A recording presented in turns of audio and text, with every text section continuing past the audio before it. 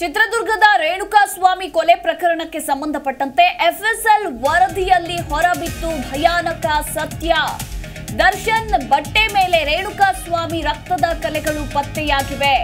ರೇಣುಕಾಸ್ವಾಮಿ ರಕ್ತದ ಕಲೆ ಎಂದು ಎಫ್ಎಸ್ಎಲ್ ವರದಿ ದೃಢಪಡಿಸಿದೆ. ದರ್ಶನ್ ಶರ್ಟ್ ಪ್ಯಾಂಟ್ ಅನ್ನ ವಶಕ್ಕೆ ಪಡೆದುಕೊಂಡಿದ್ರು ಪೊಲೀಸರು.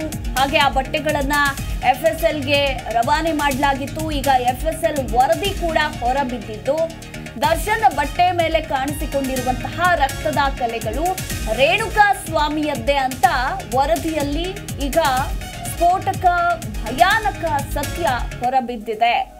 ಚಿತ್ರದುರ್ಗದ ರೇಣುಕಾಸ್ವಾಮಿ ಕೊಲೆ ಪ್ರಕರಣದಲ್ಲಿ ಏಟು ಆರೋಪಿಯಾಗಿರುವ ನಟ ದರ್ಶನ್ ಪರಪ್ಪನ ಅಗ್ರಹಾರ ಜೈಲಿನಲ್ಲಿದ್ದಾರೆ.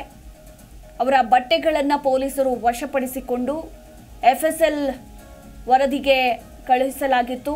ಈಗ ಎಫ್ಎಸ್ಎಲ್ ವರದಿ ಕೂಡ ಹೊರಬಿದ್ದಿದ್ದು ದರ್ಶನ್ ಬಟ್ಟೆ ಮೇಲೆ ಇದ್ದಿದ್ದು ರೇಣುಕಾಸ್ವಾಮಿಯ ರಕ್ತದ ಕಲೆಗಳೇ ಅಂತ ಈಗ ಹೊರ ಬಿದ್ದಿದೆ ಸತ್ಯಾಸತ್ಯತೆಗಳು.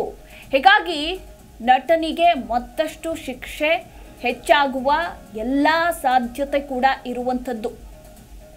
ಇದಂತೂ ಭಯಾನಕ ಸತ್ಯ ಅಂತಾನೆ ಹೇಳಬಹುದು.